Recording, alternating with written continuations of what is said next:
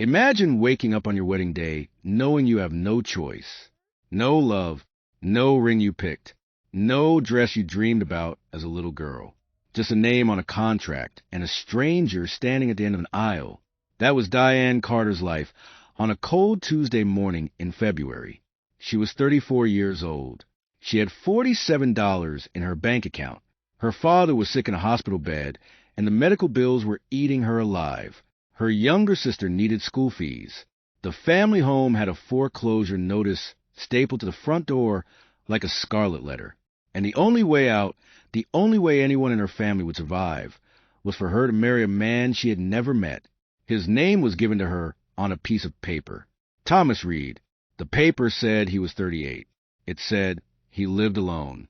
It said he had agreed to the arrangement. It said nothing about who he really was. When Diane walked into that courthouse on that Tuesday morning and saw Thomas Reed standing by the window in a plain gray jacket that looked like it came from a thrift store, she made a quiet decision in her heart. She would do this. She would survive this. She would protect her family. But she would never, not for one single second, let herself feel anything for this man, because love was not part of the deal. Love had never been part of anything in Diane Carter's life. She walked up to him. He turned around, and the first thing he said to her, not hello, not nice to meet you, not I'm sorry about all of this, was simply quietly looking directly into her eyes. I'll never hurt you. For words. And something inside Diane Carter, something she had buried so deep she thought it was dead, moved. Just slightly. Just enough to scare her. If you have ever been forced to survive something you didn't choose, if you have ever had to be strong when every part of you was breaking, if you have ever stood at the edge of your own life wondering how you ended up there, then this story is for you. Because what happens next will shatter everything you think you know about sacrifice secrets and what love looks like when it arrives wearing nothing at all. Before we go any further into this story, if this hook already has your heart beating a little faster, do us a favor right now. Hit that subscribe button. Share this with someone who loves a good story. Drop a comment below and tell us, what would you have done in Diane's shoes? Your support keeps stories like this alive, and we read every single comment. Now, let's go back to the beginning, because the story of Diane Carter and Thomas Reed did not start at that courthouse. It started with a phone call at 2 in the morning. Diane was asleep on the couch of the apartment she shared with her younger sister, Patrice. It was a small apartment in a neighborhood on the east side of Columbus, Ohio, where the streetlights flickered and the landlord fixed nothing. Diane worked double shifts at a diner called Millie's on Fifth, where she carried plates of food to strangers and smiled at people who barely looked at her and came home every night smelling like grease and coffee. She had been doing this for 6 years. She had been doing this since their mother passed and their father, Gerald Carter, had started getting sick in ways that the doctors could not quickly name. The phone call came from a number she did not recognize. She almost didn't answer, but something, the kind of instinct that lives in the stomach of a person who has spent years waiting for bad news, made her pick up. It was a man named Arnold Briggs. He identified himself as a business consultant. He spoke in a voice that was smooth and measured and professional, the kind of voice that had been trained to deliver information without emotion. He told her that he represented a family. He told her that this family had a situation that required a quiet, discreet, and legally binding solution. He told her that there was a young man, a man from a good family, a man with integrity and character, who needed to be married. He told her the arrangement would be financially compensated. He told her the number. Diane sat up so fast she knocked her water glass off the table. She said, "I'm sorry. Can you say that again?" He said it again. $250,000. Paid directly. Immediately. No questions. No strings. Legal. Clean. The only condition was that the marriage be genuine, meaning registered, witnessed, and not annulled for a minimum of 2 years. After 2 years, both parties could choose to go their separate ways with 0 complications and 0 further obligations. Diane sat in the dark apartment with the phone against her ear, and she thought about her father. She thought about the last time she had visited him at Columbus General. He was in room 114. The room smelled like antiseptic and old cafeteria food. He had lost weight. His hands. which had once been the big, strong hands of a man who worked construction for 30 years, now looked thin and papery against the white hospital blanket. He had looked at her and said, "Diane, baby, I'm sorry." And she had told him not to be sorry. She had told him everything was going to be fine. She had said that because she had no other option. She had said that because Gerald Carter had spent his whole life working himself to the bone for his family, and the last thing he deserved was to spend his final chapters worrying. Diane told Arnold Briggs she needed to think about it. He said she had 48 hours. She said she understood. She hung up the phone and sat in the dark for a long time, and then she started doing math. Her father's medical debt was sitting at $112,000. The foreclosure on the family house, the house she had grown up in, the house where her mother had planted roses along the front walk, the house where Patrice had learned to ride her bicycle, that was $63,000. Patrice's college tuition, which Diane had been stretching herself thin to cover, was $22,000 a year. And Diane herself, Diane had nothing, no savings, no retirement. Nothing but the calluses on her hands and the kind of tire that lives behind the eyes of a person who's been surviving for so long that surviving is all they know. $250,000. She could save her father. She could save the house. She could give Patrice a real future. All she had to do was marry a stranger. She called Arnold Briggs back in 17 minutes. She said yes. He said excellent. He told her there would be a meeting at a law office downtown to go over the paperwork. He told her the details of the arrangement would be made clear. He told her that the young man, Thomas Reed, was fully aware and fully consenting and had his own reasons for the arrangement that were personal and private. He told her not to dig into those reasons. He told her that was part of the agreement. Diane said fine. She went back to the couch. She did not sleep. By morning, the February sun was coming to the cracked blinds, and Patrice was in the kitchen making toast and humming to herself, that soft, unconscious humming she had done since she was a little girl, the kind of sound that fills a room with warmth without even trying. Diane sat at the small kitchen table and watched her sister and felt something move through her chest that was part love and part grief and part resolve. She said, "Patrice." Patrice turned around. She was 22. She had their mother's eyes, dark and warm and full of something that hadn't been broken yet. She said, "You look like you didn't sleep." Diane said, "I didn't." She told her sister. Not everything. Just enough. She told her there was an opportunity, a legal arrangement, a financial solution. She told her that things were going to get better. Patrice looked at her for a long moment. Then she walked over and sat down at the table and took both of Diane's hands in hers. And she said, "Diane, what did you do?" Diane looked at her sister's hands. She looked at the chipped nail polish and the ink stain on the left index finger from late night studying. She said, "What I had to." The law office was on the 14th floor of a glass building downtown. It was the kind of office that made Diane feel the shabbiness of her coat the moment she walked in. Everything was cream and chrome, and the carpet was so thick it swallowed the sound of footsteps.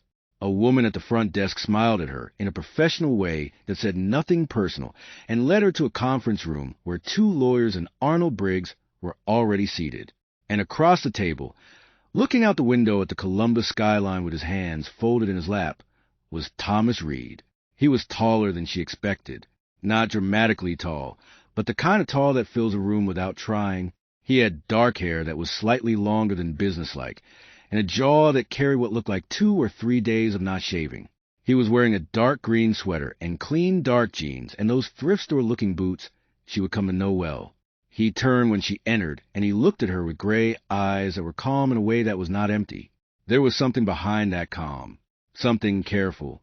He stood up. He extended his hand. He said, "Thomas Reed." Diane shook it. She said, "Diane Carter." His handshake was firm, not aggressive, just solid, like the handshake of a person who meant what they said. They sat down, and the lawyers went through the paperwork. All of it was exactly what Arnold Briggs had described. Legal contract, 2-year minimum, cohabitation required. They would need to share a residence for the arrangement to be valid. The compensation of $250,000 will be deposited in 3 installments. The first immediately upon signing, the second at the 6-month mark, the third at the 2-year completion. Diane read every word. She had learned a long time ago that the people in the world who did not read the fine print were the people who got hurt. When she was done reading, she looked up and found Thomas watching her. He said quietly, "Do you have questions?" She said, "Just one." He waited. She said, "Why?" He looked at her for a moment. Then he looked at the lawyers and Arnold Briggs, and something crossed his face, something that moved too quickly for her to catch it completely. Then he looked back at her and said, "Personal reasons, which I understand you've been told are private." Diane held his gaze. She said, "Are you in trouble?" He almost smiled. It wasn't quite a smile, but it was the beginning of one. He said, "Not the kind you're thinking of." She said, "Are you a good person?" The room went very quiet. Thomas Reed looked at Diane Carter in a way that no one in that polished cream and chrome conference room was prepared for. He looked at her like the question mattered, like it was the only question in the room that meant anything, like he had been waiting for someone to ask it. He said, "I'm trying to be." Diane picked up the pen. She signed.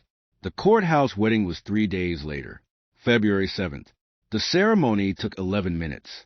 There was a judge who had clearly done this 100 times before. There were 2 witnesses provided by the law office. There were no flowers and no music and no family. Patrice had begged to come and Diane had told her no. She didn't want her sister to see this. She didn't want this to be anyone's memory. Thomas was already there when she arrived, standing by the window in that gray jacket. And when he turned and said those 4 words, "I'll never hurt you," Diane felt something move in her chest that she immediately pushed back down and locked away. After the judge pronounced them legally married, they shook hands with the witnesses and walked out of the courthouse into the cold February air. They stood on the sidewalk for a moment, neither of them speaking. Then Thomas said, "Are you hungry?" Diane blinked. She said, "What?" He said, "We should eat, if that's okay." She looked at him. She said, "We just got married." He said, "I know. I thought food might make it less strange." And because she had not eaten since the night before, and because her stomach chose that exact moment to remind her that fact, she said, "Fine." They went to a diner 2 blocks from the courthouse. Not Millie's, a different one. It was warm inside, and it smelled like coffee and pancakes and the particular comfort of ordinary life. They sat in a booth by the window, and a waitress brought them menus, and Thomas ordered black coffee, and Diane ordered the same. They looked at the menus for a while, without speaking. Then Diane said, "You should know up front, this is a transaction. I will be respectful and I will be cooperative, but I am not going to pretend that this is something it isn't." Thomas set down his menu. He looked at her. He said, "That's fair." She said, "I won't ask about your personal reasons. I expect the same." He said, "Understood." She said, "If we're going to cohabitate, I need basic privacy and basic dignity." He said, "Of course." She said, "I still need to work. I can't just..." He said, "You can do whatever you want. I'm not going to control your life, Diane." It was the first time he had used her name. She noticed it, but didn't say anything. The food came. They ate. It was oddly comfortable, sitting in that booth with a stranger who was now her husband on paper, eating eggs and toast and drinking black coffee while the February cold pressed against the window. Comfortable in a way that 2 people can be comfortable when neither of them is trying to perform anything. After a while, Thomas said, "Can I ask you something?" She said, "Within reason." He said, "When you asked me if I was a good person, was that a test?" Diane looked at him. She said, "Everything is a test." He thought about that. Then he nodded slowly, like he respected the answer, even if it made him a little sad. He said, "Fair enough," after breakfast, or wedding breakfast, which was not a phrase either of them would ever use for what that meal was. Thomas drove him to the residence that had been arranged as part of the agreement. Diane had been told only that it was a house, and that it was private, and that it was clean. She had imagined something modest. A starter home in a quiet neighborhood. 2 bedrooms, a small kitchen. The kind of place a person of ordinary means might rent when they needed something temporary. She was not prepared for what she saw. The house was at the end of a private road outside the city, not in a dramatic gate and security guard way, but quietly private. The road wound through bare winter trees, and then opened into a clearing, and there it was, a house that was big without being ostentatious, old brick and tall windows, and a wide porch that ran the whole front length. There was a barn to the side that had been converted into something, a garage or a workshop. There was land around the house that in summer would be green, but in February was just open and clean and quiet. Diane stared through the car window. She said, "This is temporary housing?" Thomas said, "I like space." She said, "You live here alone?" He said, "Until today." She turned and looked at him. He was watching the road and not looking at her. His face was giving away nothing. She said, "Thomas, this is not a modest house." He said, "No, it's not." She waited for more. He didn't offer more. She filed it away. The inside of the house was, and there was no other word for it, beautiful. Not decorated by a professional beautiful. Not furniture catalog beautiful. The kind of beautiful that comes from someone with real taste and real patience. High ceilings, with floors worn smooth by time. A stone fireplace in the main room big enough to walk into almost. A kitchen with copper pots hanging from a rack, and a window above the sink that looked out over the backfield. Books. Actual books, the kind with cracked spines and soft pages, on shelves that covered an entire wall of the main room.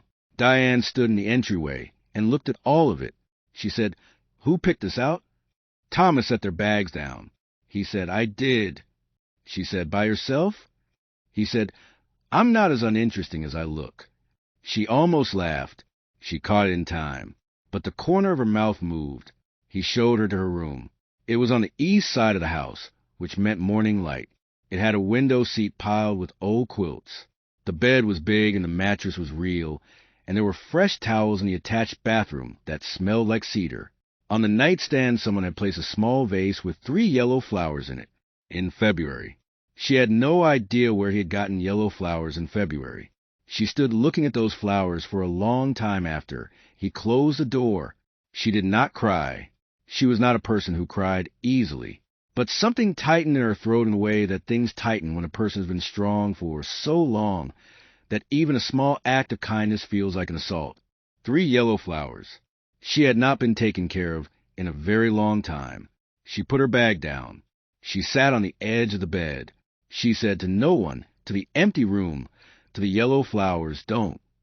Meaning, don't feel anything. Don't let this get in. Don't forget what this is. She repeated it twice. Then she unpacked her bag. Then she washed her face and went back downstairs. Thomas was in the kitchen. He had taken off the gray jacket and was standing in a plain white T-shirt and jeans looking at the contents of the refrigerator with the kind of focused concentration usually reserved for important decisions. He said without turning around, "I stocked it, but I honestly don't know what you eat. If there's something wrong or something you need, just tell me." Diane leaned against the kitchen doorframe and looked at the back of this strange man, who was now her husband. She studied the set of his shoulders, the way he held the refrigerator door, the fact that his socks had a small hole in the left heel. She said, "I eat pretty much anything. I'm not difficult." He said, "Most people who say that are." She said, "I'm not most people." He closed the refrigerator and turned around. He leaned against the counter and crossed his arms and looked at her and said, "No, I don't think you are." They had dinner that evening at the long kitchen table. Thomas cooked pasta, simple, with garlic and olive oil and a salad. He cooked like a person who had been feeding themselves for a long time without complaint, efficiently, without fuss. Diane sat at the table and watched him and thought about what she knew about him, which was almost nothing. She knew his name. She knew his approximate age. She knew he had gray eyes and a hole in his left sock and yellow flowers in February and books on every wall and a house that was far too beautiful and far too large for a man described to her in paperwork as a person of modest circumstances. She knew something did not add up, but she had agreed not to ask. So she ate her pasta and she asked him instead about small things. Had he always lived in Ohio? He said no, he had moved around a lot. Did he have family nearby? He said his parents were gone, and he had one brother he didn't see often. Did he have friends? A long pause. He said he had people he worked with who he respected. Not the same thing. Diane said. No, Thomas said. Not the same thing. After dinner, she helped him wash up, and they worked in the kitchen together in a silence that was not awkward. It was a kind of silence that belongs to people who are too honest with themselves to fill empty space with noise. When the kitchen was clean, he made 2 cups of tea without asking if she wanted one, and brought them to the main room where the fire was going. And they sat on opposite ends of a long couch and drank their tea, and the silence continued, and somehow that was fine. At some point, Thomas said, "Are you scared?"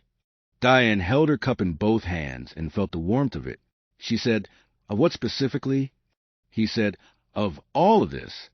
She thought about it honestly. She said, "I'm scared of caring about something I can't keep." Thomas was very still for a moment. Then he said, "That's a very specific answer." She said, "I told you I'm not most people." He looked at her for a moment. Then he looked back at the fire, and he said, so quietly she almost missed it, "Neither am I."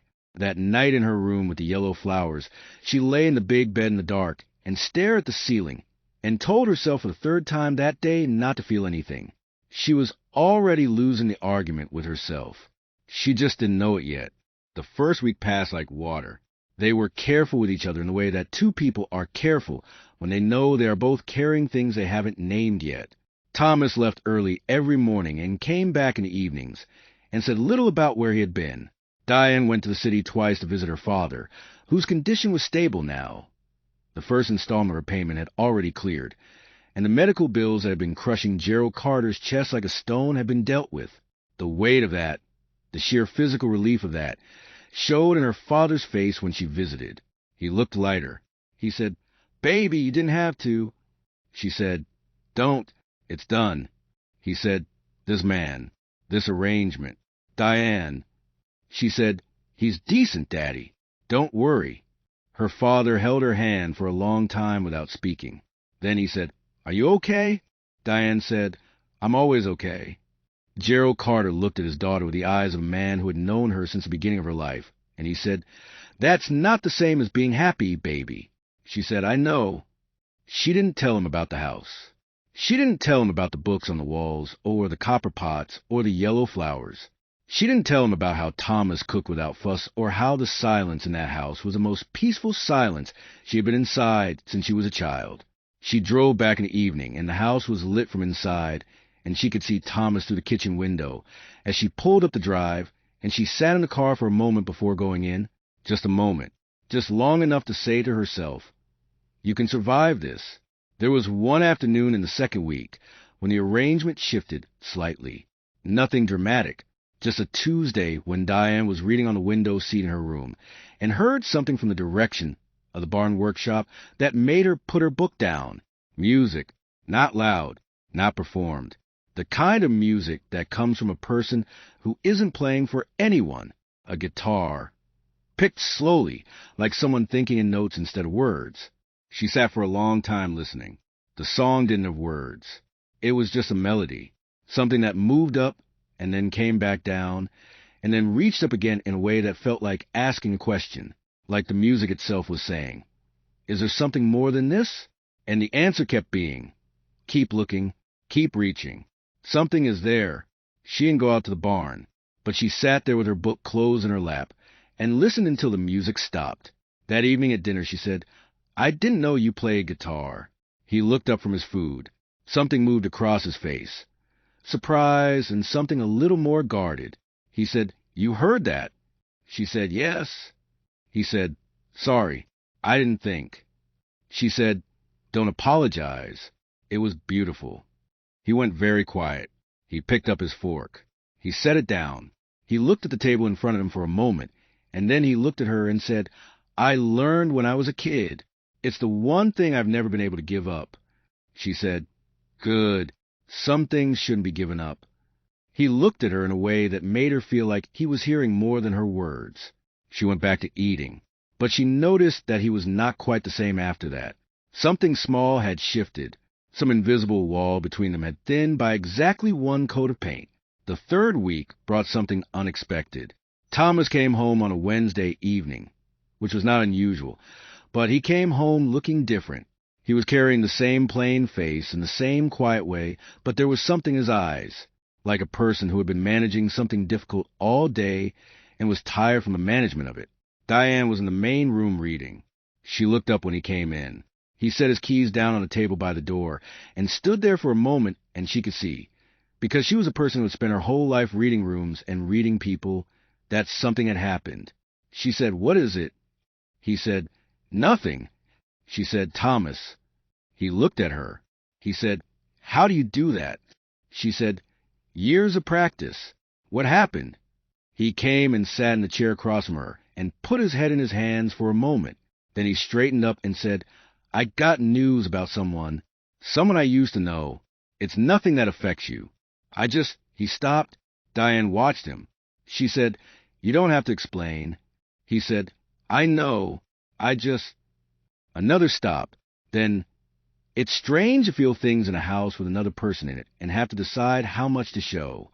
Diane put her book down completely. She said, "I know exactly what that's like." He looked at her. His gray eyes were tired and honest, and she could see something in them that she hadn't seen before. Not weakness. Something more like realness. The realness of a person who's been alone with something heavy for a very long time. She said, "You don't have to show me anything you don't want to, but I'm not made of glass. You can be human in this house." He was quiet for a very long moment. Then he said very quietly, "Thank you." She picked her book back up. He stayed in the chair. Neither of them spoke for the next hour. But the quality of the silence had changed. It was warmer. It was a silence of two people who had agreed, without saying a word, that they could be real in each other's presence. By the end of the first month, there was a rhythm. Morning coffee in the kitchen before Thomas left.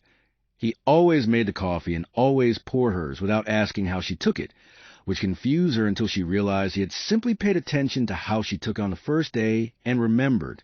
She took it with 1 spoon of sugar and a small amount of real cream, not milk. He had never once asked her and never once gotten it wrong. Dinner in the evenings, alternating who cooked.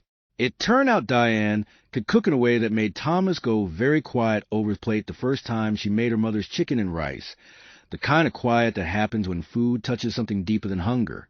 Books on the couch in the evenings. The fire, the tea, the silence that was becoming something she found herself looking forward to in a way she refused to examine too closely.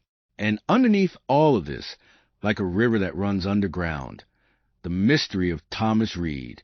He left early and came home at irregular hours. He took phone calls in his room or in the workshop with the door closed. He had a laptop he worked on sometimes at the kitchen table after dinner, turning it slightly away from her. Not dramatically, not obviously, but she noticed.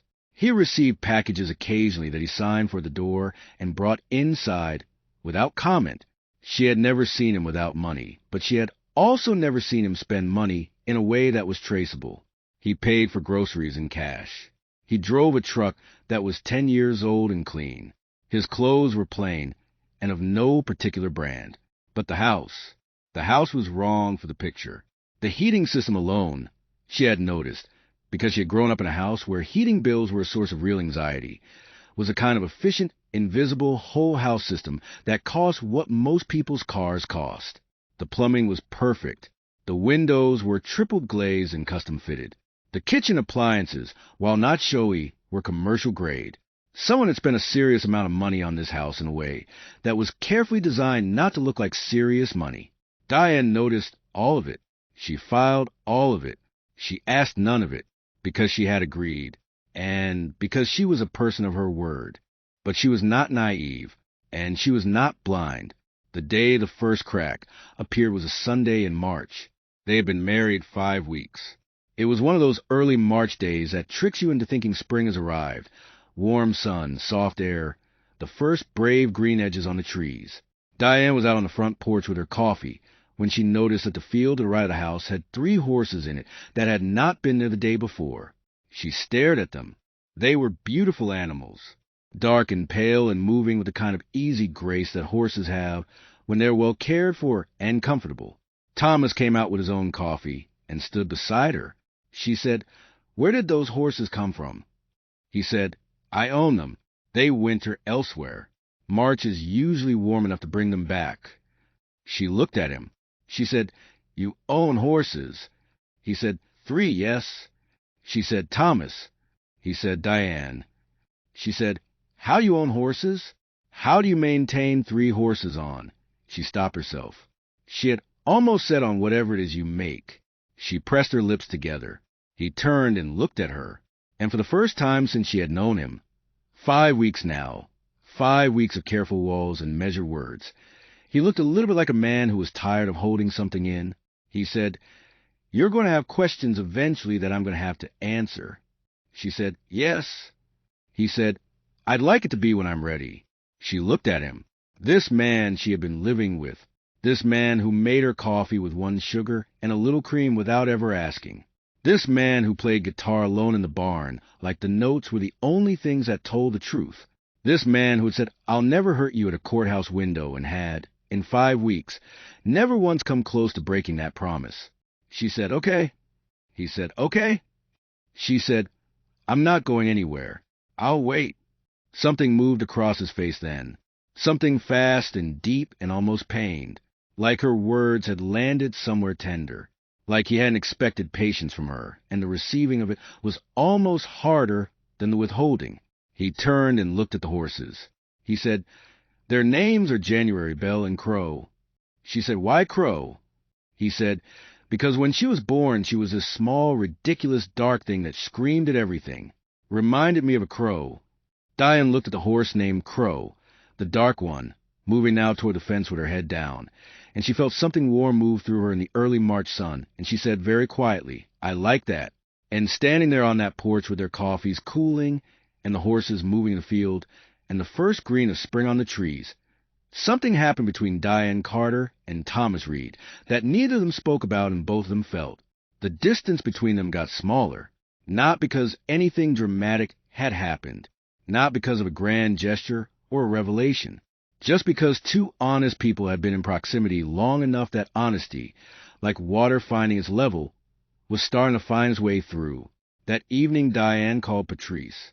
Patrice said, "How is it?" "How is he?" Diane sat on the window seat in her room and looked at the field where the horses were shadows in the evening. She said, "Strange." Patrice said, "Strange bad?" Diane thought about it.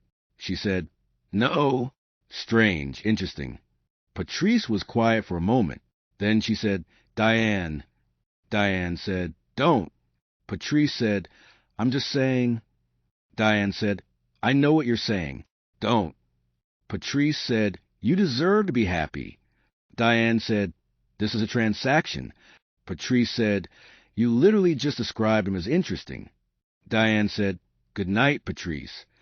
She hung up and looked at the horses in the field and told herself for what was becoming a regular number of times that this was a transaction and nothing more, and she was a grown woman who knew better, and she was going to get through 2 years and walk away with her family intact. And that was the whole story, and there was no other story. Crow moved at the fence. Even in the dark, even at that distance, Diane could see the horse's particular energy. The way she moved like everything in the world was interesting and slightly too much and completely worth it. Diane stayed at the window longer than she needed to. April came, and with April came trouble. It started with a phone call that Thomas took outside. That was not unusual. But this time when he came back inside, he looked different. The careful calm that was as permanent, weather had a crack in it. He came to the kitchen door and stopped when he saw Diane and composed himself in about 1 second flat. She could see him do it, the deliberate drawing together of his face, and said, "Sorry." Something came up. She said, "Work?" He said, "Something like that." She said, "Okay." He said, "I might need to be away for a few days. Next week." She said, "That's fine. You don't need my permission to travel." He said, "I know. I wanted to tell you." She looked at him. She said, "Thomas, I'm not your warden." He said, "No, but you're—" He stopped. She waited. He said, "You're someone I live with, who I care about how she experiences things." The room was very quiet. Diane's hands, which had been holding a dish towel, went still. She looked at him carefully. He was looking at the kitchen counter. His jaw was tight in a way that said he had not planned to say that out loud. She said very neutrally, "That's a considerate thing to say." He said, "I mean it practically." She said, "I know." Neither of them believed that was the whole truth. He left on a Monday morning. Before she was up, there was coffee already made in the pot, and a note on the kitchen table. The note said, "Back by Thursday. There's food. Call the number on the fridge if anything comes up with the house." And then, below that, in handwriting that was smaller and seemed to have been added after a pause, "I'll miss," and then the line stopped and the sentence was never finished, and he had just written his initial and left. Diane stood at the kitchen table and read that incomplete sentence approximately 8 times. She spent Monday being very brisk and practical and getting on with things. She spent Tuesday taking January out for a ride because Thomas had shown her which horse was gentlest, and she had been thinking about riding for weeks. January was a pale horse with patient eyes, and she moved with a deliberate steadiness that suited Diane perfectly. They went along the edge of the back field and through the gap in the tree line to the trail that ran through the small woods behind the property. The trees were coming into leaf, that early tender green, and the air smelled like damp earth and growing things. Diane sat on January's back and let the horse choose the pace and felt, for the first time in longer than she could easily measure, something that was close to peace. She thought about the incomplete sentence on the kitchen table. "I'll miss." What? What would he miss? They were barely anything. They were a legal contract and parallel lives and morning coffee and evening silence. And yet, the house felt different without him in it. She had been alone in plenty of places. She knew the texture of ordinary empty. This was different. The absence of Thomas Reed had a specific quality to it. The way the absence of a particular sound is different from general quiet. She didn't like it. That was information. She put away without looking at it directly. On Wednesday evening her phone rang. It was not Thomas. It was a woman named Sandra Okafor, and she introduced herself as the wife of a man named Derek Okafor, who she said was an associate of Thomas's. She said she was calling because Thomas had given her Diane's number in case she needed anything. She said her husband had mentioned that Thomas had recently gotten married, and she just wanted to say hello, woman to woman. "Welcome to the circle." Diane said, "The circle?" Sandra laughed. It was a warm laugh, easy and real. She said, "I know. It sounds formal. It's just, Thomas's friends don't make friends easily. So when they do, we try to hold on to them." Diane said, "I see." Sandra said, "He talked about you." Diane went very still. She said, "Did he?" Sandra said, "He said," a pause, like she was choosing her words. "He said you were the most honest person he'd met in a long time. That's very high praise, coming from Thomas." Diane stood at the kitchen window and looked at the field and the horses moving in the evening. She said, "How long have you known him?" Sandra said, "Almost 10 years. Through my husband, mostly. But I know Thomas." Another warmth in her voice. "He's a good man, Diane. A really good man. Whatever it took to get to where you two are, it was worth it. I promise you that." After she hung up, Diane stood at the window for a long time. The most honest person he'd met in a long time. She thought about that. She thought about the gap between what she was showing Thomas and what she was actually feeling. She thought about whether honesty was the same thing as transparency. She didn't sleep well that night. Thursday came, and in the late afternoon, she heard the truck coming up the private road. She was in the kitchen. She didn't go to the window. She kept doing what she was doing. She was making soup. Actually, the big pot of vegetable soup that she made when she needed to be doing something useful with her hands. The front door opened, and she heard him take off his boots. He always did this. Always. Boots by the door. Something in his upbringing that had stuck. And then he appeared in the kitchen doorway. He looked tired. More tired than when he left.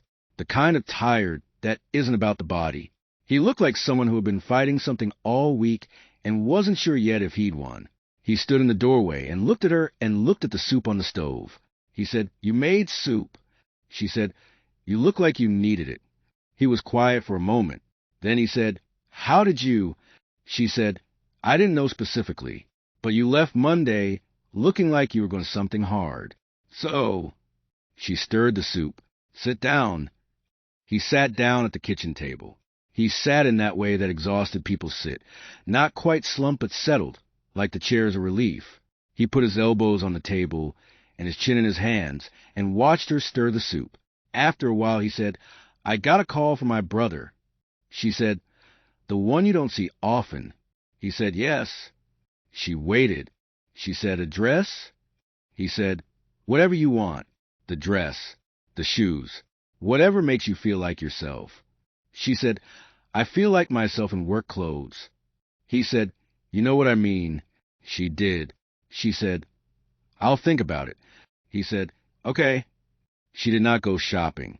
What she did instead was call Patrice, who drove out to the house on a Saturday, her first visit, and the way she came to the front door and stopped in the entry and turned in a slow circle, taking the books and the ceilings and the stone fireplace, said everything Diane had been trying not to say out loud. Patrice said, "Diane." Diane said, "Don't." Patrice said, "This man is not what you told me he was." Diane said, "I told you he was decent." Patrice said, "You told me it was a transaction." Diane said, "It is?" Patrice looked at her with her mother's eyes. She said, "This is a transaction the way the Atlantic Ocean is a puddle." They went through Patrice's wardrobe. She was a similar size Patrice, though younger and with the energy of someone who still moved through the world with both hands open, and found a midnight blue dress that Diane had bought for Patrice's college graduation 2 years ago, and had never worn because the graduation had been in June, and it had been too hot, and then she had forgotten about it. It was simple. It fit well. It was exactly right. Patrice sat on Diane's bed and watched her try it on in the mirror. She said, "He's going to..." She made a sound that wasn't a word. Diane said, "Stop." Patrice said, "Diane, look at yourself." Diane looked at herself.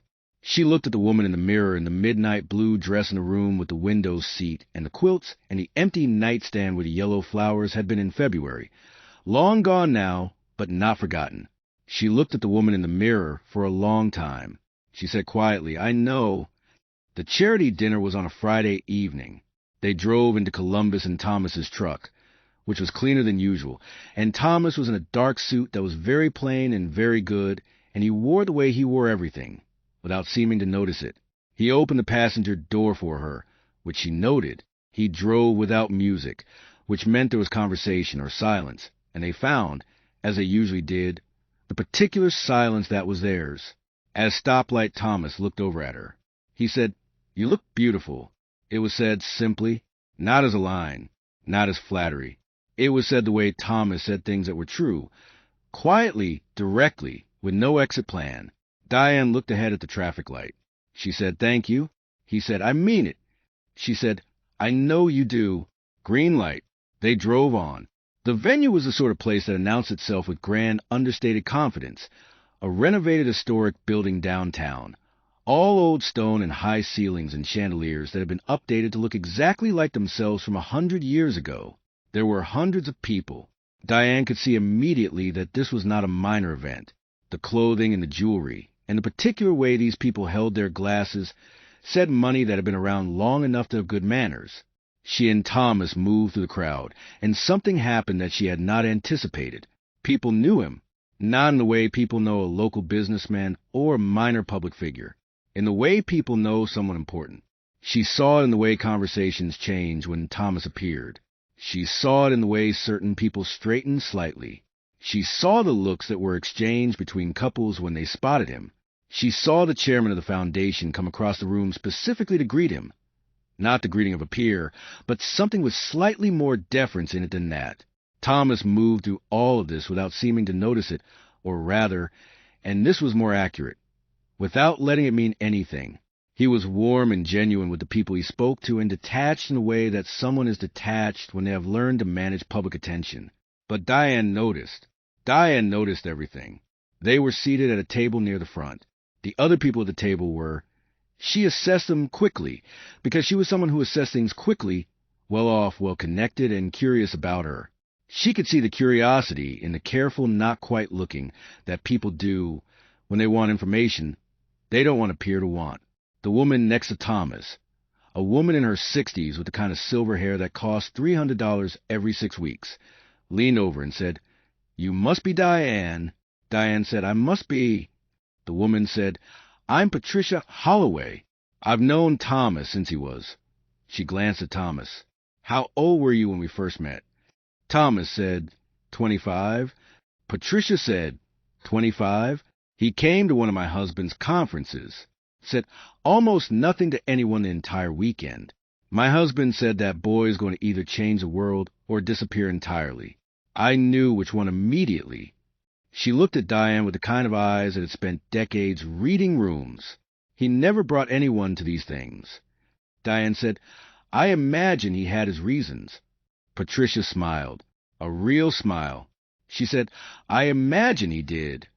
Across the table, Thomas was talking to Patricia's husband, a man called William Holloway, who had the presence of someone who had spent 40 years being the most important person in rooms and had made peace with it.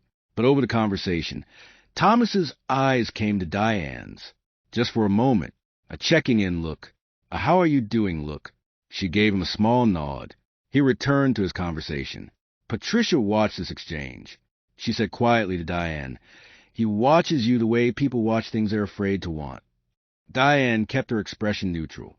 She said, "You're very observant." Patricia said, "At my age, you either get good at it or you miss everything." The dinner was long, and the speeches were the kind that were well-intentioned and too long, and Diane sat through them with the patience she had developed over years of diner work, when customers had long stories they needed to tell before ordering. She ate the food and drank a moderate amount of wine, and held her own in every conversation that came her way. At one point, a man in his 50s approached the table and spoke to Thomas. His name was Garrison Banks, and he had the very specific quality of a person whose confidence came from net worth. He spoke to Thomas with the familiarity of a long-term professional relationship, and the conversation was about something financial, numbers and percentages, and something called a portfolio rebalancing that Diane knew enough about to follow. And in the middle of it, Garrison said, referencing something Thomas had apparently decided, "That was a bold call. 40 million on a company nobody had heard of yet. But then you've always had the instinct." Diane's face did not change. 40 million. She sat at the table with her wine glass in her hand, and 40 million landed in her chest like a stone landing in still water. Garrison Banks eventually noticed her and said, "I'm sorry. I'm being rude. You must be Thomas's wife." Diane said, "Diane Carter." Garrison said, "Lovely to meet you. Are you in finance as well?" Diane said, "No, I'm in service."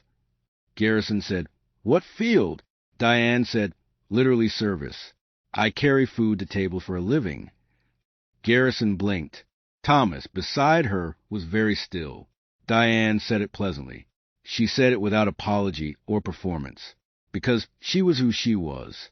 Garrison said, after a moment, "Well, that's honest." Diane said, "It always has been." After Garrison left, Thomas leaned slightly toward her. He said very quietly, against the ambient noise of the room, "You didn't have to." She said, equally quietly, "I know what I am, Thomas. I don't apologize for it." He said, "That's not what I meant." She said, "What did you mean?" He said, "I meant," he stopped, "you're the most remarkable person in this room." She looked straight ahead at the dinner stage. She said, in a voice that was very composed, "Don't say things like that." He said, "Why not?" She said, "Because it makes things complicated." He said, "Maybe they're already complicated." She said, "Thomas." He said, "Diane." She picked up her wine glass. She said, "We'll talk about this at home." And she heard what she had said a second after she said it. At home, not at the house. At home, like it was hers, like it was theirs. Thomas heard it too. She knew because of the quality of his silence. She focused on the dinner stage and got through the rest of the evening.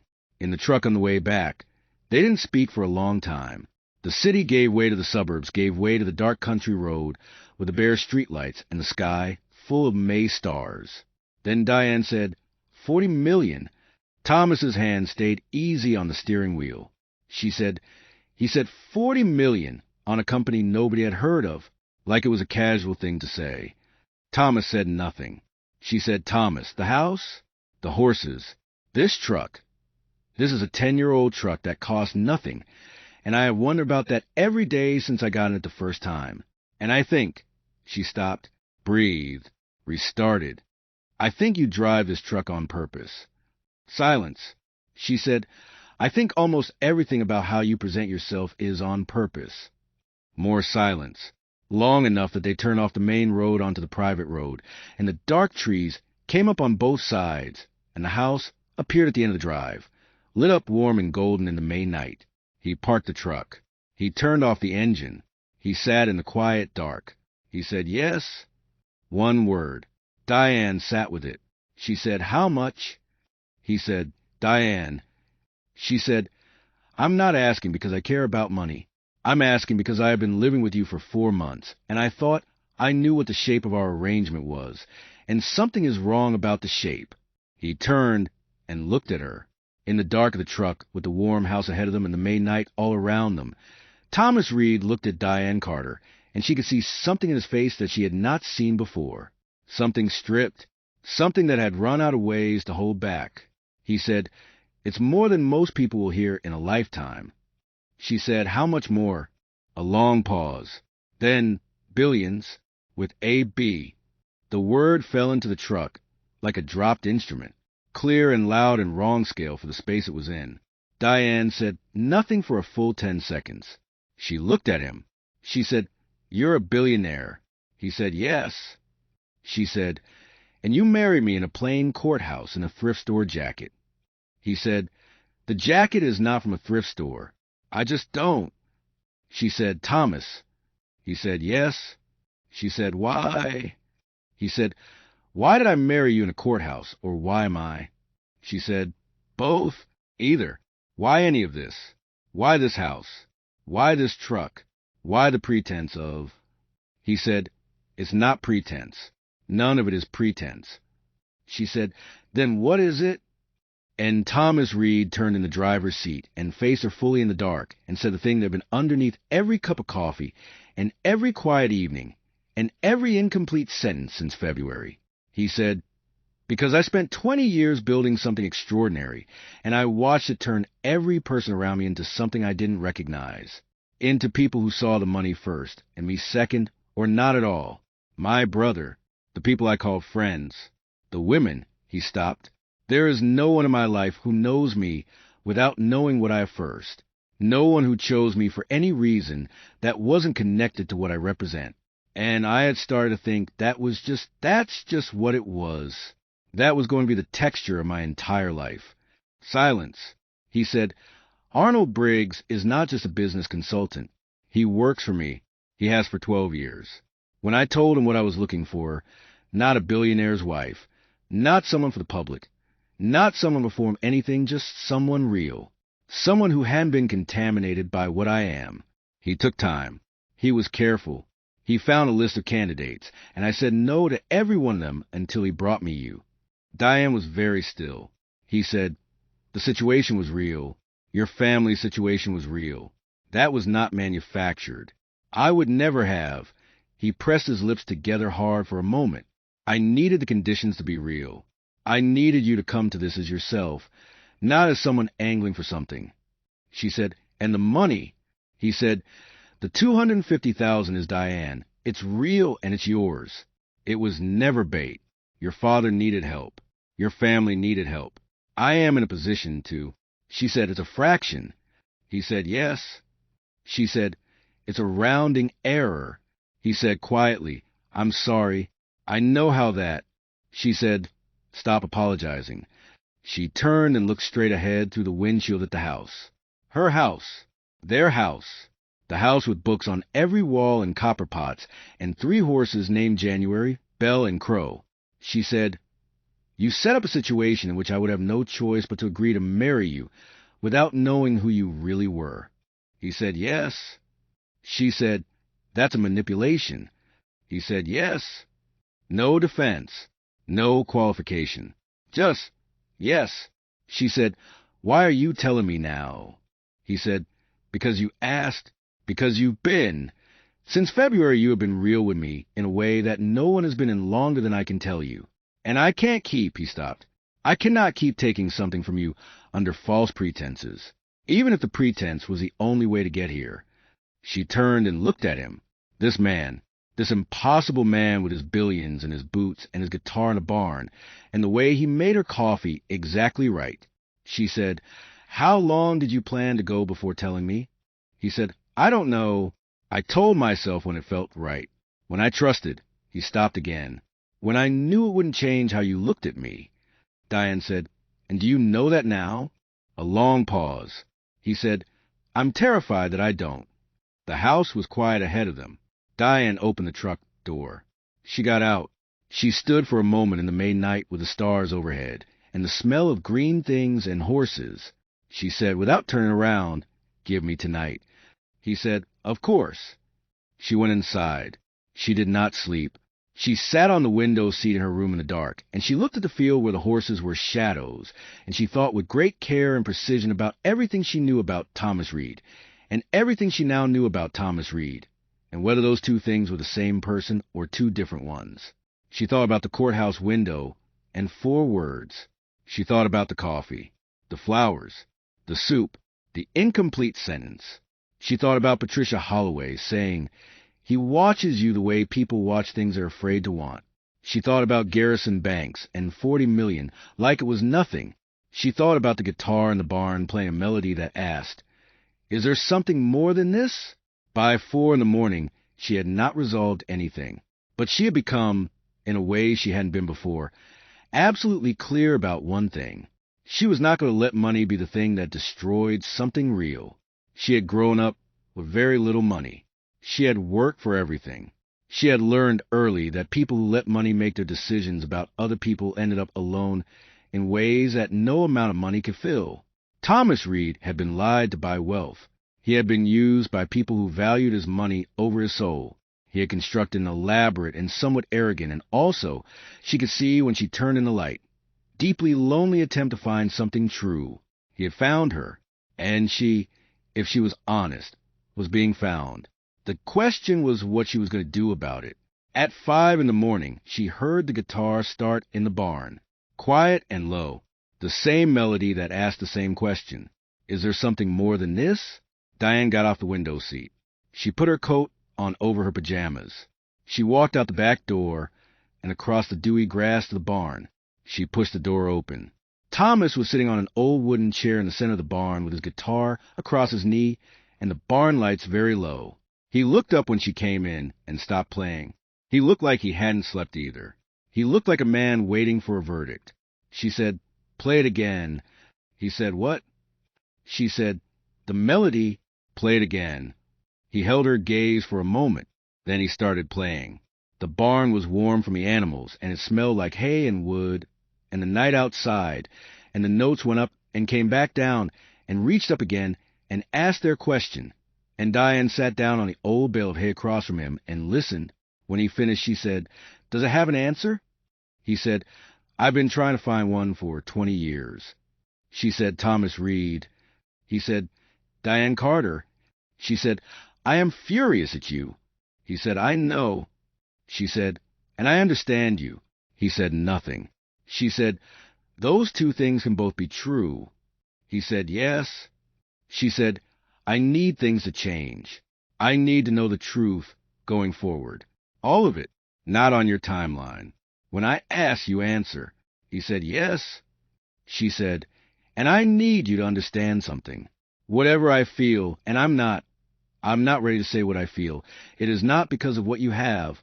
Is that clear?" He looked at her across the warm barn with the horses stirring in their stalls and the early light just beginning at the barn door, and he said, "That is the clearest thing anyone has said to me in 20 years. She said, "Good." She stood up. She straightened her coat. She walked back to the barn door. She stopped. Without turning around, she said, "The melody, write an answer." She walked back to the house. Behind her, in the barn, in the early morning, she heard the guitar start again. This time it sounded different, like the question had finally heard something that might be a yes. June. The world of Thomas Reed opened up slowly, like a door that had been sealed a long time and was adjusting to the change of pressure. He started talking. Not all at once. Thomas was never a person who did things all at once. He was a person who moved with deliberate intention, like someone who had learned at some point that rushing was how you broke things. But he started, in the evenings over dinner and the tea in the fireplace, telling her things. He had started in technology. Not glamorously, not the garage mythology. He had started as a software engineer at a mid-sized company in his mid-20s, and had spent 3 years watching systems fail in ways that he could see the solutions to but couldn't implement because the people above him were too invested in what existed to build what could. So he left. He built the first version of his own company, a data systems company, the kind that made the back-end architecture of institutions run correctly, with one other person, no outside funding, and 60-hour weeks for 2.5 years. It had worked. Then it had really worked. Then it had worked in a way that changed the shape of his life permanently. By the time he was 33, he had sold the first company and started the second. By 35, the second company was worth more than most people could articulate in a single sentence. By 38, by the time he was standing in a courthouse window in a gray jacket that was, she now knew, a piece of clothing he had found in the back of his closet specifically because he wanted to look like someone who didn't matter, he had built and sold and built again in a way that had made him, as she had read on the one morning she allowed herself to look up online, one of the wealthiest private individuals in the country. He had also, in the process, become almost entirely invisible. He told her about that choice, about the deliberate withdrawal from anything that looked like profile or fame, other people's wealth. And she knew some of the names. She had seen some of the names in the news in a way that everyone had seen those names, caught attention in ways that made sense for their brands and their ambitions. Thomas had decided at some point in his early 30s that attention was a form of currency that, once spent, was very hard to recover. He had turned the public face of his companies over to executives who wanted to be visible. He had stepped back. He had built walls. And in the walls, he had been alone. Not without company. Not without people around him. But alone in a way that a person is alone when no one in the room is seeing the real version. Diane listened to all of this over many evenings. She listened without performing. She asked questions when she had them, real questions, the kind that weren't about money or strategy, but about the human interior of it. What did that feel like? What did you think at that point? Did you grieve when you let that go? And Thomas answered those questions with the kind of careful honesty of someone who was not accustomed to being asked them, but had been keeping the answers ready. Somewhere inside, for a long time, she told him things, too, about her childhood, the family house and the roses along the front walk, and her mother, who had been a fierce and loving woman named Gloria, who believed that the two most important words in the world were dignity and kindness, not necessarily in that order. She told him about when Gloria died. Sudden, no warning, a heart thing on an otherwise ordinary Thursday when Diane was 25, and how the world had simply reorganized itself into before and after. She told him about Gerald's illness coming on slowly in the years that followed, the way it stole things from him incrementally like a slow tide. She told him about the years at Millie's, carrying plates and smiling, and coming home tired in the bones, and still finding enough in the tank to help Patrice with her homework, and call her father in the hospital and keep the whole fragile architecture of their family standing. Thomas listened to all of it. He listened the way she had learned to listen, really in it, not waiting for his turn to talk, not composing his response while she was still talking. Just there, at the end of one long evening in which she had talked about her mother in a way she rarely talked about her mother, the things Gloria had taught her about how to treat people, about how to receive and give respect, about how to be in a room without losing yourself, Thomas said, "She sounds extraordinary." Diane said, "She was the best person I've known." He said, "You're very much like her." Diane said, "How would you know? You never met her." He said, "Because of everything you just described, the way you hold people, the dignity thing. You do that." She looked at him. She said, "Do I?" He said, "Every day." She looked away. She said, "Well," she picked up her tea. "She'd have liked you." She was always attracted to complicated men who had more going on inside than they let on. Thomas said, "Complicated. Is that what I am?" She said, "You're the most complicated, simple-seeming person I've ever encountered." He said, "Is that a compliment?" She said, "I'm still deciding." He smiled. Not the half-start of a smile she had been seeing for months. A real one. It changed his whole face. It made him look younger and less guarded and startlingly, unexpectedly warm. She had not prepared for what Thomas Reed looked like when he genuinely smiled. She looked away quickly. She found her tea very interesting. But she was smiling too, and she knew it, and she didn't try to stop it. July. Diane made a decision. She had been thinking about it for weeks. Since the night in the barn and the conversations that followed, she had been sitting with a question about herself, about who she was in this arrangement, and who she was becoming, and whether she was going to let herself be carried along by the current of this thing, or whether she was going to choose something. She chose. She called Arnold Briggs. He answered with polite surprise. She said, "I want to talk to you about the arrangement, not to renegotiate the financial terms. I want to renegotiate what the arrangement means." Long pause. He said, "Mrs. Reed." She said, "Diane Carter, I didn't change my name." He said, "Of course." "Diane, what do you mean when you say what the arrangement means?" She said, "I mean I want to approach this as a real marriage, not in terms of the legal contract, but in terms of my own understanding of it. I want to remove the 2-year exit timeline from my head and from the way I'm operating in this relationship. I'm not saying I'm taking it off the table legally. I'm saying I'm not treating this like a sentence to be served anymore. I'm saying I'm here." Silence on the line. Then Arnold said, and she could hear something in his voice that was not quite professional and not quite neutral, "Does Thomas know you're making this call?" She said, "No." He said, "Do you want me to?" She said, "No." "I'll tell him myself. I'm calling you because I needed to say it to someone first, to make it real before I said it to him." Another silence. Then Arnold Briggs said quietly, "Diane, for what it's worth, and I know it might not be worth much, I have worked for Thomas Reed for 12 years. And in that time, I have watched him be one of the most capable and one of the most isolated people I have ever known. And when he told me what he wanted, and I brought him your information," he paused, "I thought it might work. I hoped, but what I see happening, what I can see from the outside, it is considerably more than what I hoped for." Diane said, "Thank you, Arnold." He said, "He's a good man." She said, "I know." She told Thomas that evening, not dramatically.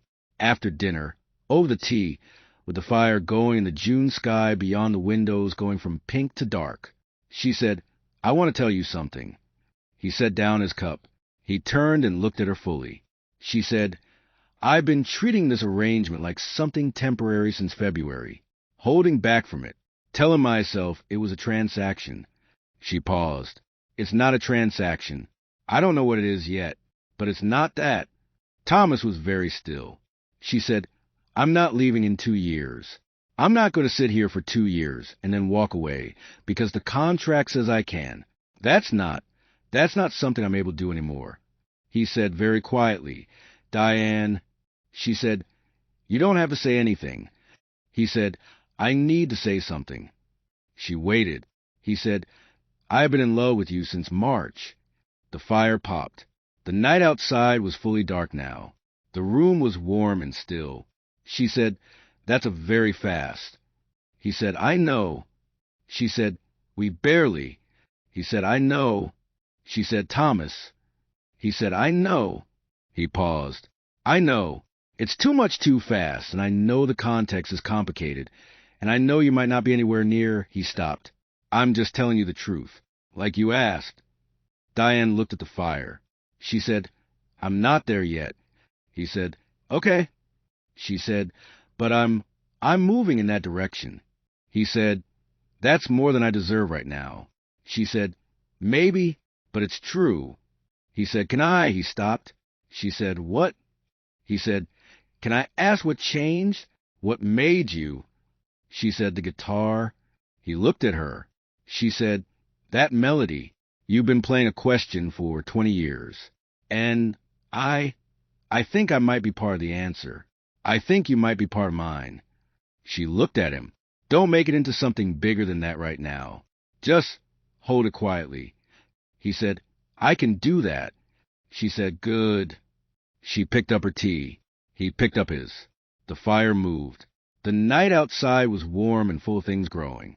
It was the truest evening either of them had known. in a very long time. And then, because this is a real world and real life does not grant truce to people simply because they have earned it, August arrived and everything broke.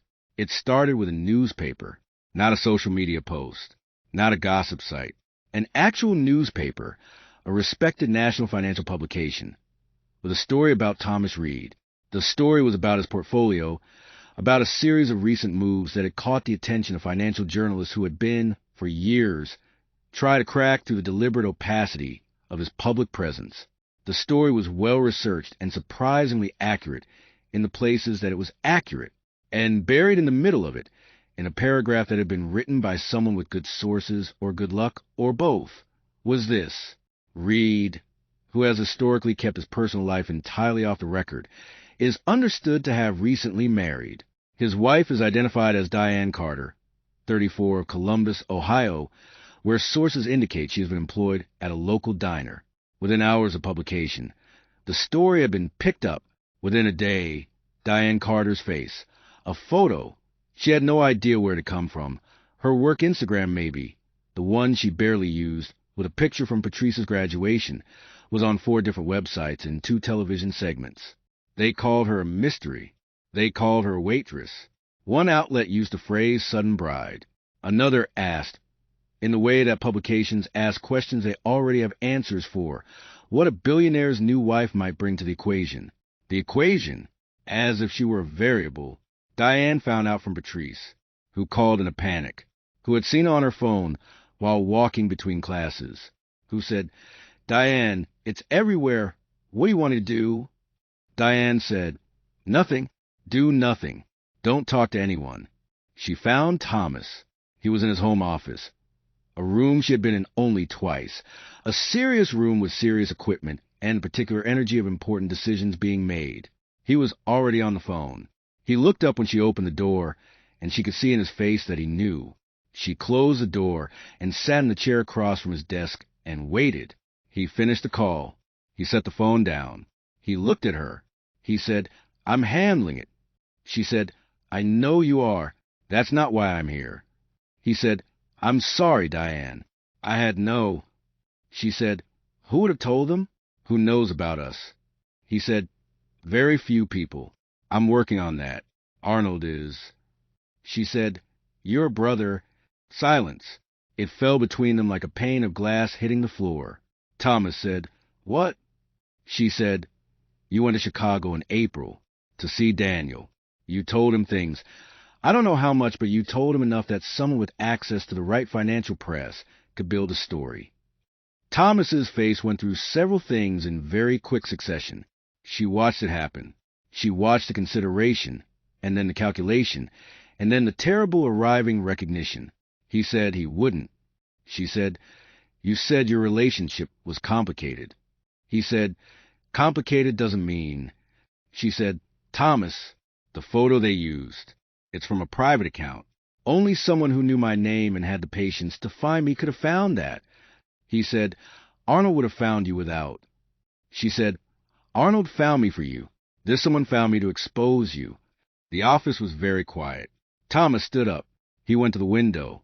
He stood with his back to her and his hands at his sides, and she could see the tension in his spine. That particular contained tension of a person who is very angry in a very old way. He said, "I'll find out." She said, "Okay." He said, "And if it's—" She said, "Find out first." He turned around. He said, "Are you okay?" She said, "I've been called things before, by people who didn't know me." He said, "This is different. This is my world, my noise, and it's landing on you, and—" She said, "Thomas, are you going to apologize every time the consequences of your life affect mine? Because we're supposed to be—" She stopped. He said, "We're supposed to be—" She held his gaze. She said, "Together, that means the consequences are shared, not something you shield me from. Shared." He looked at her for a long moment. Something in his face settled. Something moved from management into something more like partnership. He said, "Okay, shared." She said, "Now, tell me what we're going to do." They spent the next 3 hours in that office, together, working through it. Thomas called Arnold and 4 other people. Diane called Patrice and her father, who had seen the story on his hospital television and was now agitated in a way that was not good for his blood pressure, and spent 45 minutes being a calm Carter, the one who made things make sense, the one who said it's going to be fine, because she always found a way to make that true. Thomas watched her on that phone call, not intrusively, but she was aware of him hearing her in the way. After she hung up, he said, "You protect everyone around you." She said, "Their mind protect." He said, "No one does that for you." She said, "I do it for myself." He said, "That's not the same." She said, "I know. It's what I have." He said, "Not anymore." She looked at him. He said it simply and directly in the way that Thomas said true things, and she felt it land in her chest and settle there like something that had been looking for that exact spot for a long time. She said, "Don't make promises you don't understand yet." He said, "I've understood this one for months." The story peaked and started to fade within a week, the way these things do, displaced by the next story, the next event, the next variable in the ongoing equation of other people's fascination.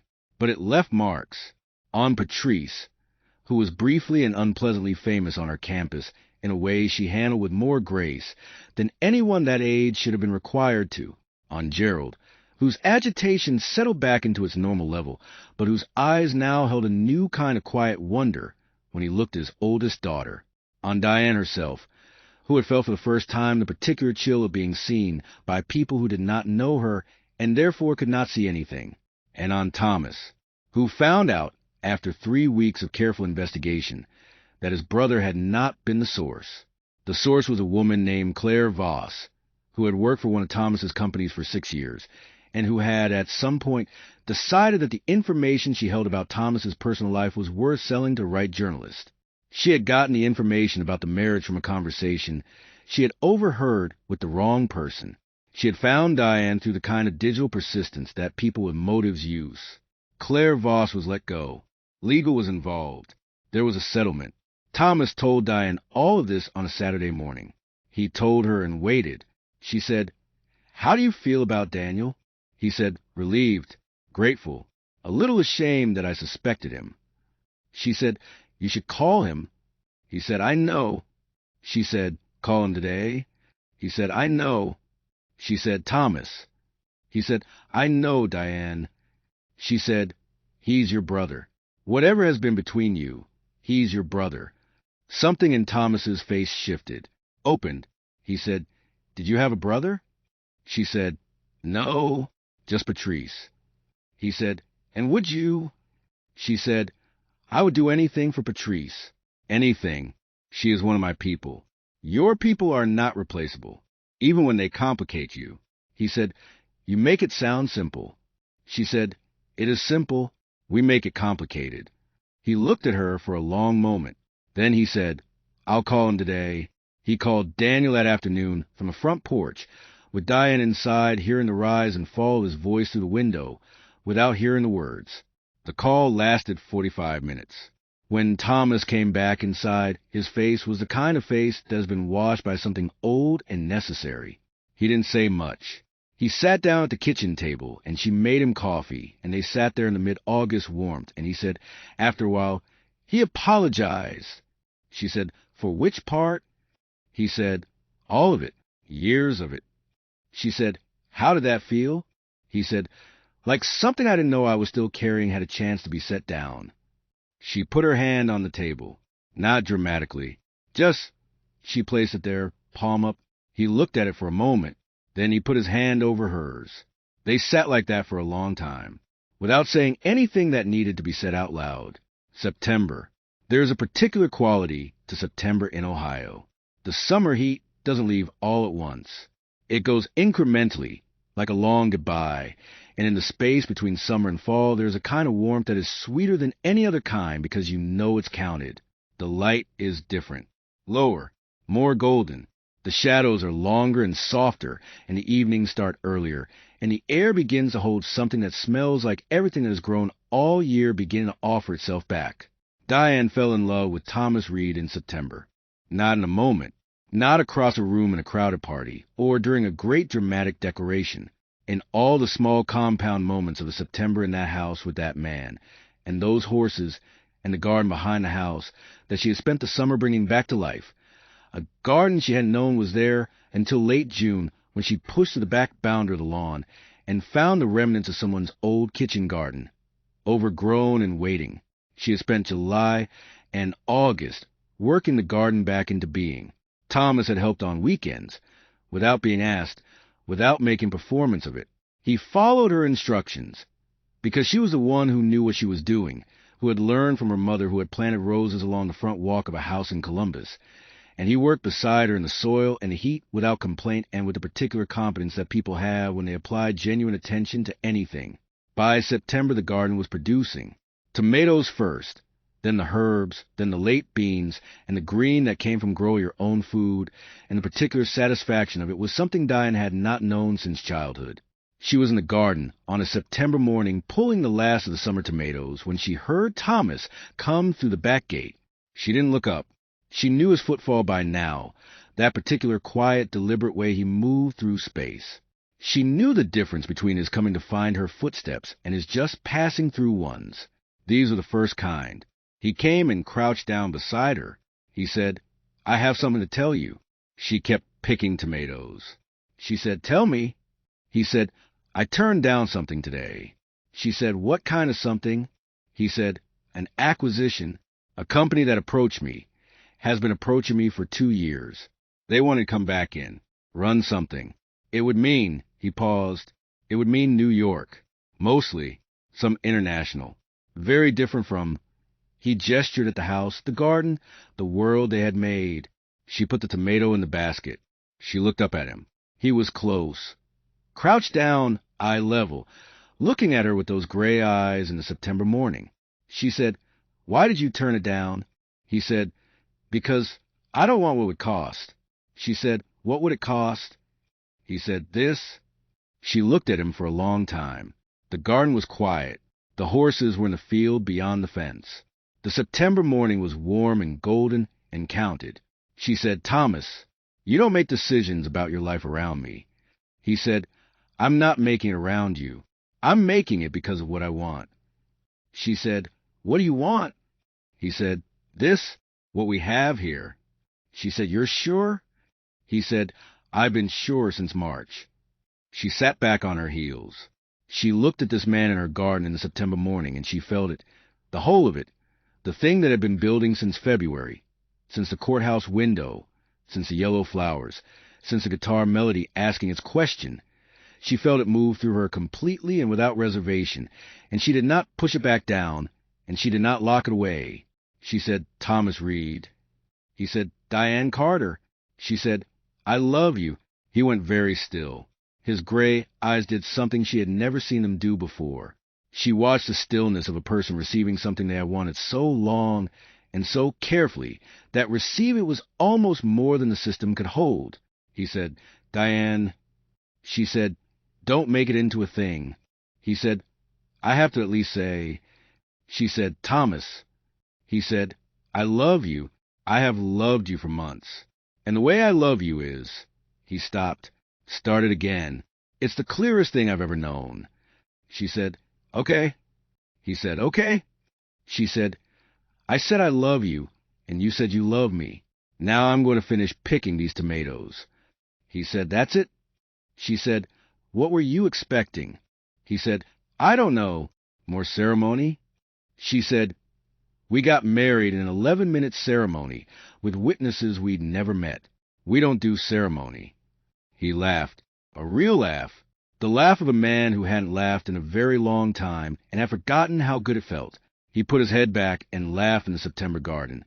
And Diane watched him and felt something in her chest that was so full it was almost too much. She handed him a tomato. She said, "Make yourself useful." He took it. He started picking. They worked side by side in the September morning, saying very little and needing to say very little, and the morning was warm, and the tomatoes were heavy, and the garden smelled like late summer and something very new beginning. October arrived, and with it, a dinner, not just any dinner, a dinner that Diane planned herself, with a month's notice to both parties, one she organized with the full weight of her determination and the very specific intent of making something real. She invited Gerald and Patrice, and she asked Thomas to invite Daniel. It took him a week to make the call. He made it on a Tuesday evening from the front porch, and when he came back inside, he said yes. She said, good. He said, are you nervous? She said, about cooking for 5 people? No. He said, about? She said, about all of them in the same room? A little, but only the way you're nervous about things that matter. He said, things that matter. She said, this matters. He said, yes.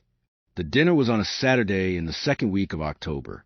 The trees around the house had turned, and the whole property was red and gold and amber, and the October light came through the windows in that particular slanted golden way. Diane had started cooking the day before. She made her mother's chicken and rice, the dish that had made Thomas go quiet over his plate the first time she made it, and she made cornbread and a soup and a cake from a recipe that had been Gloria Carter's recipe, written in Gloria's handwriting in an old spiral notebook that Diane had carried everywhere since her mother died. Patrice and Gerald arrived first. Gerald came in a wheelchair now. Only in recent months, a new development that Diane had been managing from a distance with the particular complicated grief of watching a strong person accommodate limitation. But his eyes were the same. The big warm eyes of a man who had loved his family well and known it. He came through the front door and stopped in the entryway and looked up at the ceilings and the books on the walls and the stone fireplace. He looked at Diane. He said, baby. She said, I know, Daddy. He said, He shook his head. His eyes were very bright. She said, don't you dare cry before we eat. He laughed, the big warm laugh she had been hearing her whole life. Thomas came in from the workshop, and Diane watched her father meet her husband for the first time. She had thought about this moment. She had wondered how it would feel. She had worried, in the abstract, that the weight of what this arrangement had been and what it had become would be too much of the room to hold. But Gerald Carter reached out and took Thomas Reed's hand with both of his, the big papery hands of a man who had worked hard and been sick and was still, somehow, holding on, and said, thank you for taking care of my girl. Thomas said, she takes care of herself. I just got to be nearby while she did it. Gerald looked at him for a long moment. Then he looked at Diane. Something in his face settled, some old anxiety she hadn't even known he was carrying. Settled and released, and he looked lighter, in exactly the same way he had looked lighter when the medical bills were gone. Patrice, who had been watching all of this from behind Gerald's chair, caught Diane's eye and made a face that said everything without saying anything. Daniel arrived 20 minutes later. He was taller than Thomas and darker and had an energy that was more visible, more performed, though she sensed it was performance over a real interior, the way some people armor themselves in energy the way others armor themselves in silence. He hugged Thomas in the doorway, a real hug, not a business hug, and the two of them stood in the doorway of the house for a moment that was private and complicated and old, and she didn't watch it too closely, because it wasn't hers to watch. Dinner was everything Diane had known it would be. The table was full and warm, and the food was exactly right, and the conversation moved through the evening the way good conversation does when the people at the table are real with each other. Gerald asked Daniel about his work, and Daniel asked about the horses, and Patrice made Thomas laugh twice, which Diane noted with quiet satisfaction, because making Thomas laugh required real effort and genuine wit, and it said something good about her sister that she managed it. And Daniel, at some point in the evening, looked around the table with an expression that Diane caught in passing and could only describe as recognition, like he was seeing something he had been looking for a long time and was surprised to find here, in a farmhouse in Ohio, with a woman from a diner and horses in the field. After dinner, when Gerald was resting in the main room and Patrice and Daniel were in the kitchen insisting on washing up and Thomas and Diane were on the front porch in the October evening watching the dark field and the red and gold trees going dark in the last of the day's light, Thomas said, thank you. She said, for what? He said, for this, for making this exist. For, he stopped. She said, for? He said, I forgot this was something that could be. A table full of people who are, he searched for the word, who are yours.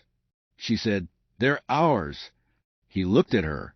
She said, they're ours now. That's what this is. He reached out and took her hand. She let him.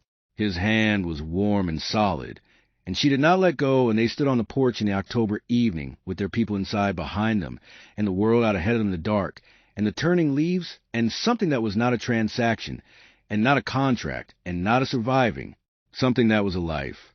November. The thing Diane had not anticipated was the way the world outside kept arriving. She had thought, naively, she could see now, that once she understood who Thomas was and what they were to each other and what they were building, the external world would have the good grace to respect that understanding, that the newspapers and the journalists and the people who traded in the details of other people's lives would find something else to be interested in.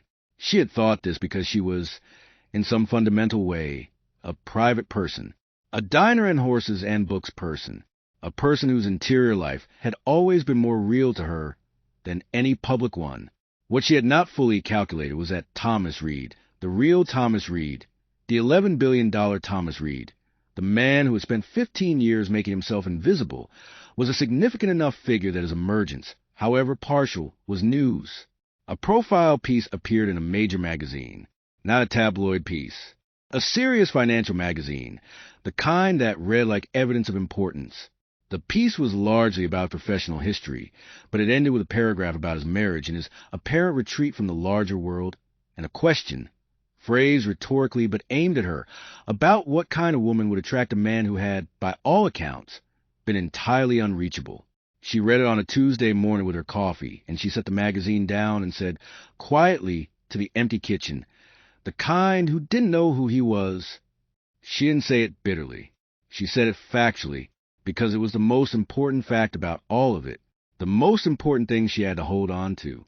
She had chosen Thomas Reed in a gray jacket in a courthouse when he was, to her knowledge, a man of modest means with personal reasons she wasn't allowed to ask about.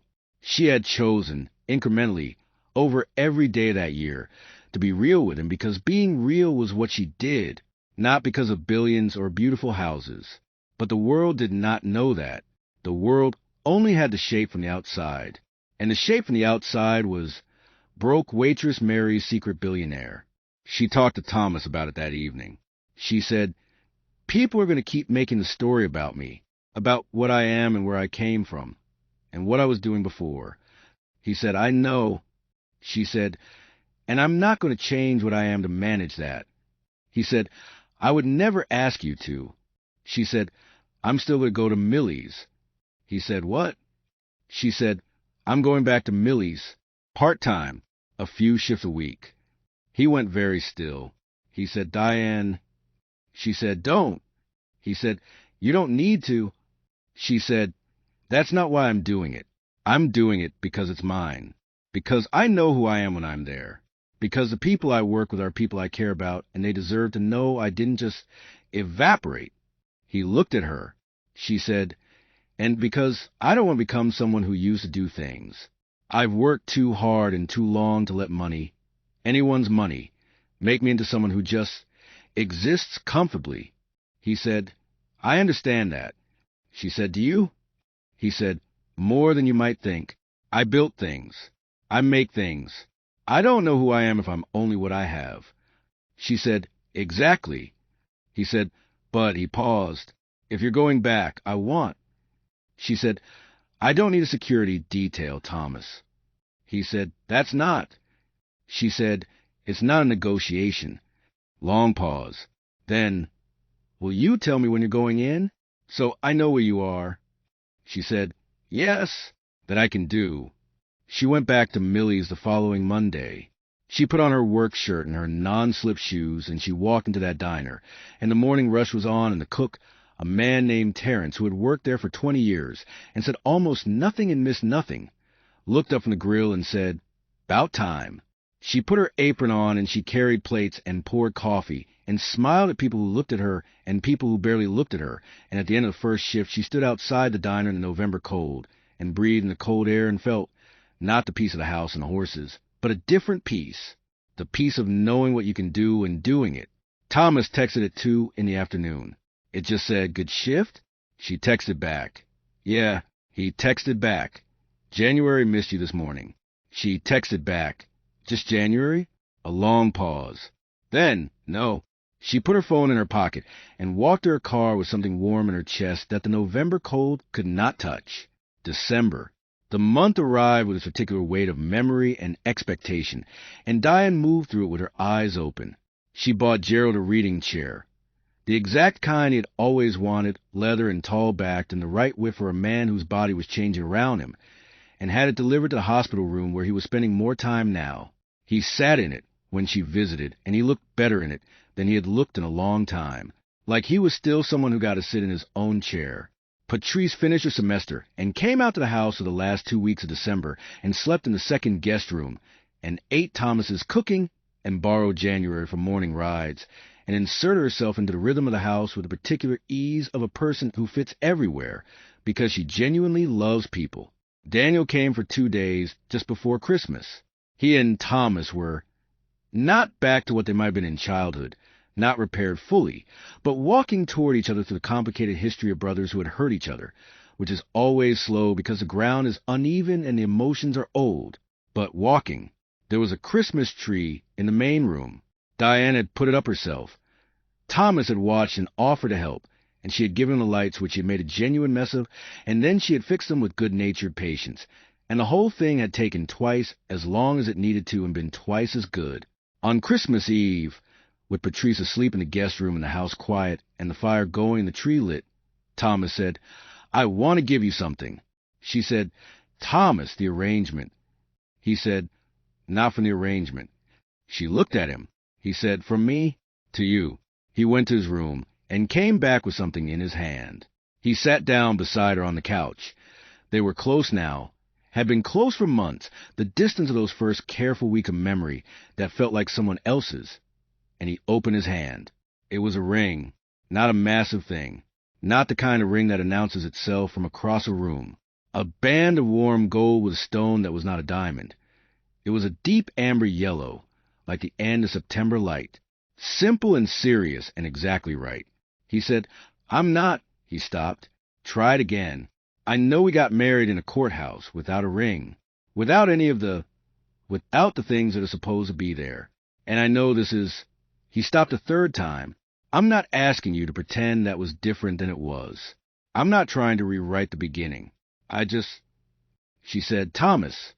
He said, "I want you to have something from me, something that you can look at and know that whatever we are and however we got here, I chose this. I choose this. Every day." She looked at the ring in his palm. She looked at his face. She said, "Where did you find a stone this color?" He said, "I looked until I found something that matched." He stopped. Color came up in his face, which was something she had only seen a handful of times and always found startling and dear. She said, "That matched what?" He said quietly, "Those flowers I put in your room in February. The yellow ones." The room was very still. She reached out and took the ring from his palm. She put it on her own finger. She looked at it there, that warm amber gold in the firelight. She said, "You match a ring stone to February flowers." He said, "Is that—" She said, "You are the strangest, most careful, most extraordinary person." He said, "Is that a yes?" She said, "It's been a yes since March. You're just catching up to it." She turned and kissed him. Her husband, the man in the gray jacket, who had said, "I'll never hurt you at a courthouse window." The man with the guitar and the melody that asked a question she had helped him answer. Outside, the December night was clear and cold and still. Inside, the fire moved and the tree was lit, and somewhere in the field the horses were warm in the barn. And Diane Carter, who had arrived at courthouse on a cold February morning with $47 and a family to save and every wall in the world up around her heart, put her hand against Thomas Reed's face and felt, with something that had no name better than peace, that she was exactly where she was supposed to be. January. 1 year, the snow came in the second week of January, and it was the clean, quiet kind, the kind that lands soft and covers everything and makes the world look new.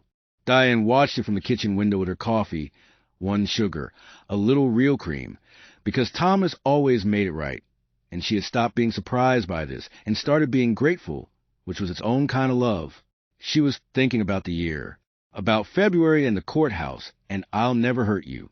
about March and the horses and something between them thinning, about the music in the barn in the early morning, about April's trouble and the phone from Chicago, about the truth in the truck on the May night, about June's opening and July's choosing, and the awful week in August when the world came in too loud, about September in the garden and 3 words, about October's table full of people who were ours, about November and Millie's apron and December flowers matched rings, about all the small daily moments that did not have names but were the actual substance of it, the mornings, the evenings, the silences, the table, the fire, the field, the horses, the hands.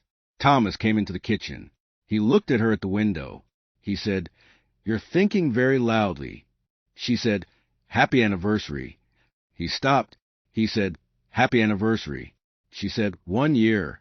He said, "1 year." She turned from the window. She looked at her husband.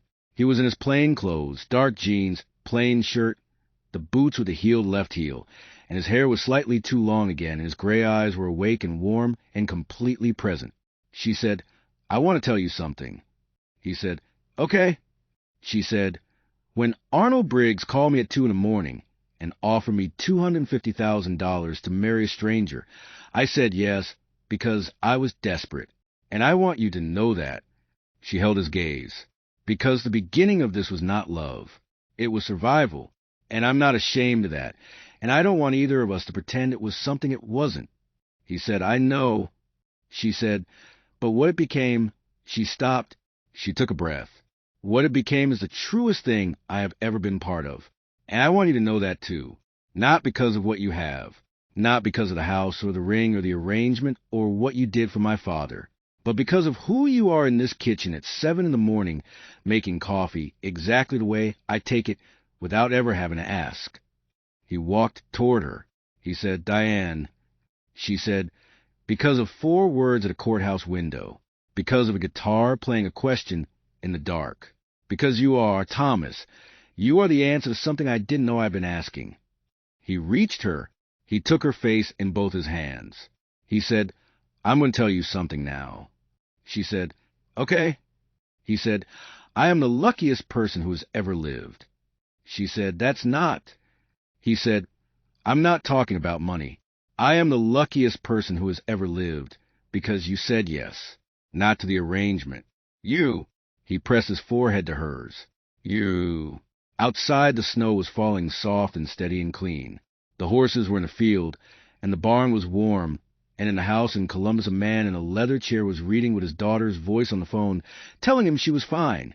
She was better than fine. And across town a young woman was studying for her finals in an apartment she could actually afford, and somewhere above a city an airplane was carrying a man named Daniel Reed home for a weekend visit to a brother he was learning how to have again.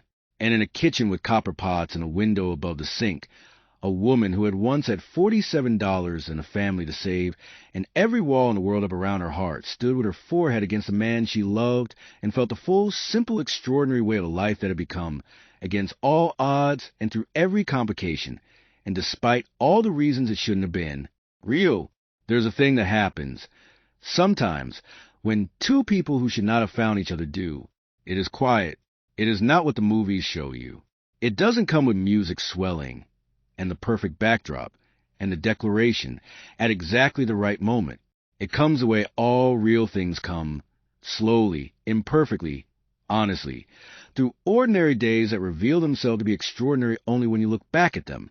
It comes through coffee made right, through music played in the dark, through 4 words said at a window before anything has been earned yet, through someone asking if you're a good person and meaning it, through 2 people sitting in a truck at the end of a private road deciding, not once but every day, to choose the harder, truer, realer thing. Diane Carter did not fall in love with a billionaire. She fell in love with a man who had, behind all the money in the walls and the very deliberate invisibility, a melody he couldn't stop playing and a question he couldn't stop asking. And she, who had spent her whole life being the strong one, the surviving one, the one who held the walls up for everyone else, she was the answer, not because of what she had, because of who she was. That is the thing about love when it finally arrives wearing nothing. It doesn't impress you. It simply sees you, and that after everything is more than enough. This is the story of Diane Carter and Thomas Reed. It is a story about survival that became something more, about honesty that asked to be met, about the extraordinary, ordinary life that waits on the other side of the walls we build to protect ourselves from the thing we need most. If this story moved you, if it found something in you that needed to be found, share it. Send it to someone who is being strong right now, when they need to know that strong people deserve to be held too. And if you've been waiting for permission, for the right time, for someone to see you the way Diane was seen, stop waiting. You are already the answer to something worth asking.